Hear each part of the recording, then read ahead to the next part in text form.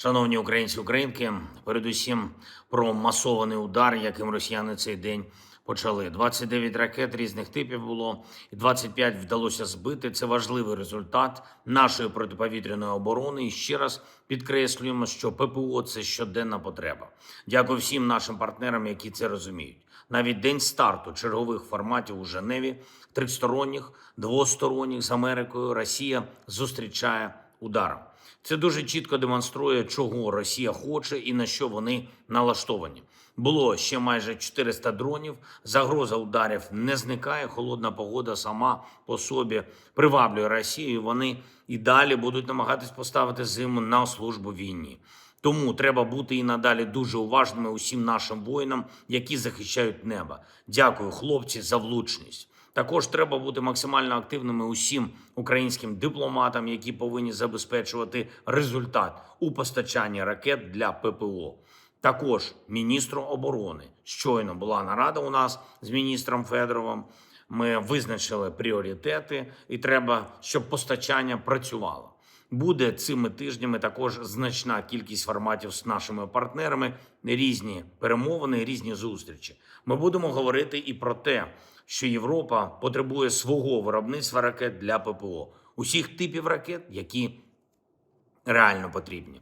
Зараз вже є певні кроки, розбудова виробництв, розширення, але швидкість цієї роботи ще недостатня. Обсяги можливого виробництва теж заслуговують на збільшення. Україна ще роки тому говорила про це з Америкою, зокрема про необхідність створити в Європі достатні виробництва ракет, зокрема для патріотів. Були обіцянки ліцензії, але Америка на це зрештою не пішла. Хоча ми пропонували виробництво і в Україні, і спільно з партнерами по НАТО в регіоні, з Румунією, з Польщею тощо. Такі рішення, такі виробництва точно змогли би посилити всіх нас, всю Європу. Я впевнений, Європа все ж зможе забезпечити себе необхідними обсягами та силою захисту. Але було би значно краще для всіх, щоб такий результат був досягнутий швидше.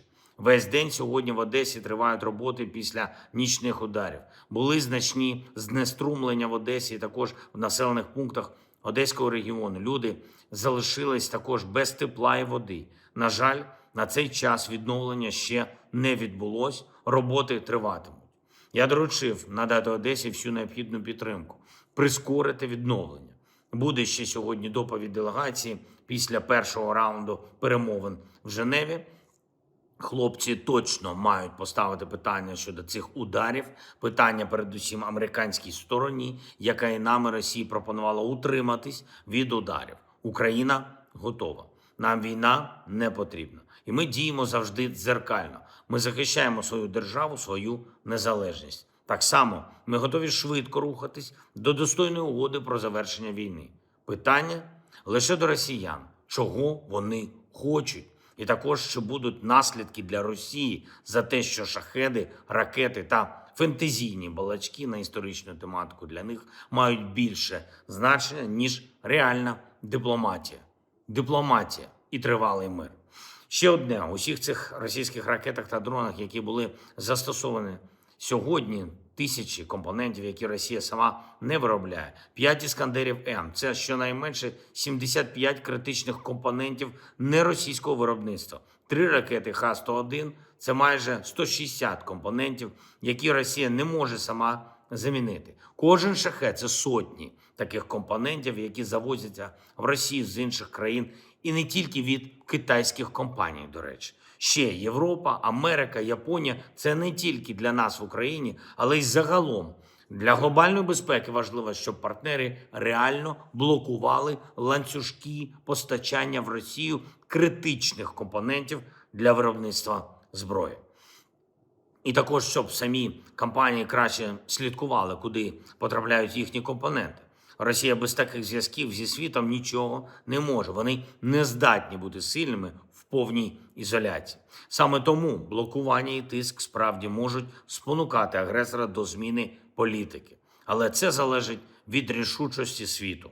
Я дякую всім, хто діє сильно, щоб агресор втрачав можливості затягувати цю війну. Я дякую всім, хто допомагає нам, хто допомагає Україні. Слава Україні!